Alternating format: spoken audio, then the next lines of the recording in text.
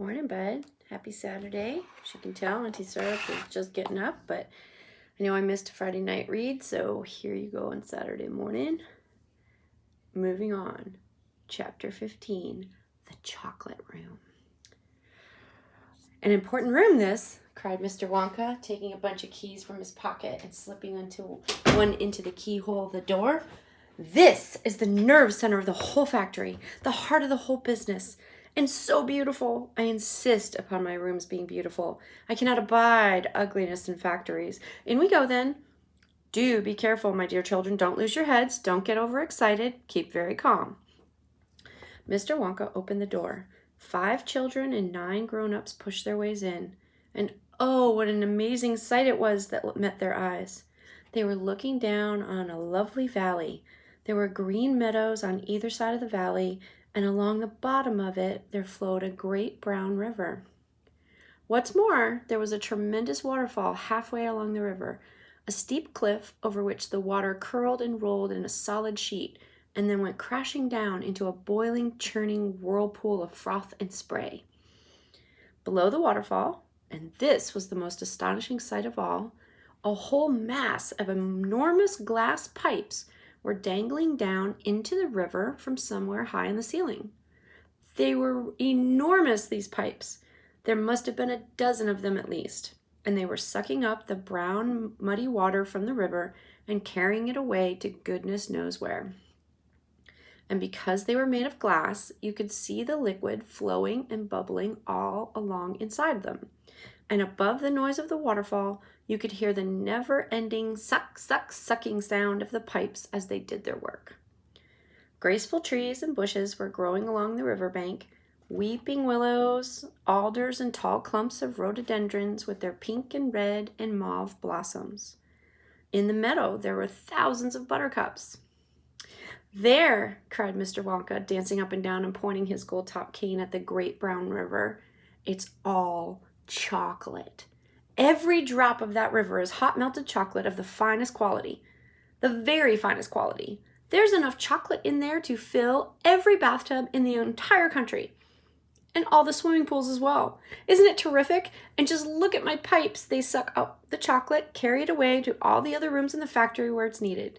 Thousands of gallons an hour, my dear children. Thousands and thousands of gallons.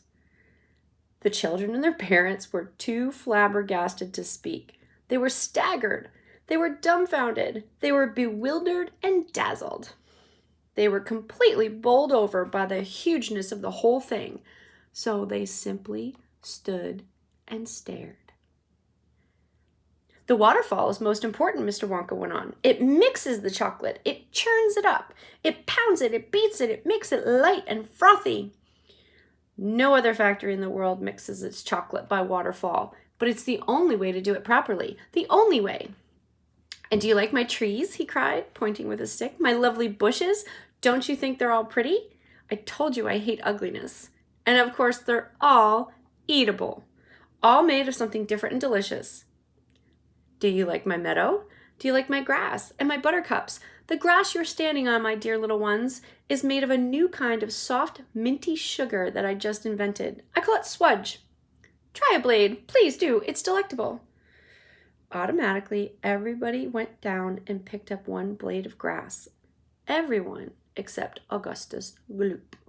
He took a big handful.